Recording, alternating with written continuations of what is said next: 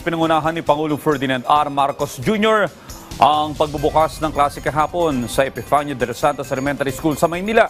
Nanguna ang Pangulo sa interactive learning session ng Grade 1 pupils para masukat ang kanilang kaalaman sa pagbabasa at mahikayat sa aktibong partisipasyon sa klase.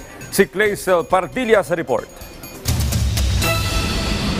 Diretso agad sa classroom ang mga estudyante sa Epifanio de los Santos Elementary School sa Maynila pagkatapos ng flag ceremony. Marami ang excited pero may ilang bata ang naglupasay. Ayaw pang bumitaw kay nanay at tatay. Na-overwhelm kasi ang dami daw bata. Papapasok niyo pa or itatry niyo? Itatry po namin kasi para ayun, masanay na rin siya. Kung may batang umiiyak, may ilang magulang din ang emosyonal.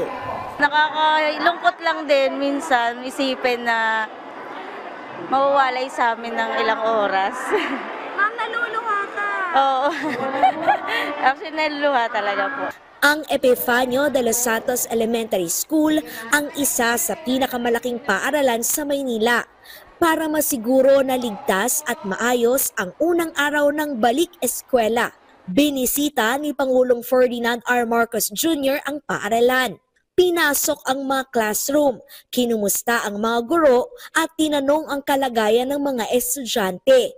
Tinuruan din niya ang isang seksyon ng mga grade 1 student na magbasa. Okay, ito yung susunod. Alam niyo yung grupo. Dito sa napuntahan natin ay maganda naman.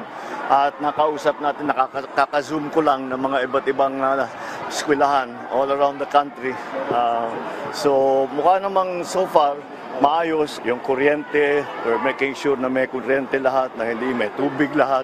Yun ang mga basic services na makita natin para naman maging maayos ang pag-aaral ng mga ating kabataan. Inatasan ni Pangulong Marcos ang Education Department na kumuha ng libo-libong guro para mas maging epektibo ang pagtuturo. Mabawasan yung load ng kanilang trabaho, bawasan yung administrative duties, ay magkukuha tayo ng 20,000 bagong guro. 16,000 na ang na-hire ng DepEd na bagong guro. Para tapos kumuha naman tayo para nga may katumbas na hiring doon sa administrative duties, 10,000 naman na administrative. Pinatitiyak ng presidente ang seguridad ng mga estudyante sa Philippine National Police, paigtingin ang police visibility at maglagay ng mga CCTV. Pinasisiguro sa Health Department na handa at aktibo ang mga clinic at medical facility. Pinababantayan sa DSWD ang cyberbullying at mental health ng mga kabataan para makapag-aral ng mabuti. Pinalalawak sa DICT ang libreng internet connection sa mga paaralan, partikular na sa mga malalayo at liblib na lugar. Sa ngayon, ang mga eskwelahang may internet lamang ay mga 60%, napakababa. Ang problema talaga kuryente. Kaya ayusin natin yan, dahan-dahan makikita natin magiging 100% yan. Inutusan din ng presidente ang Trade and Industry Department na sikaping gawing abot kaya ang presyo ng mga school supply sa pamamagitan ng price guide.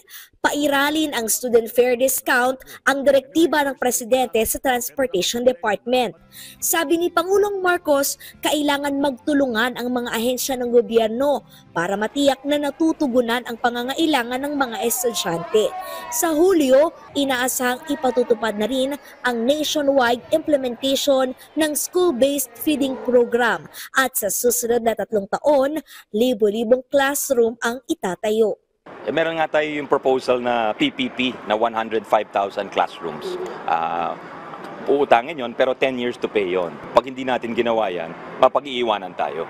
Clazel Pardilla para sa Pambansang TV sa Bagong Pilipinas.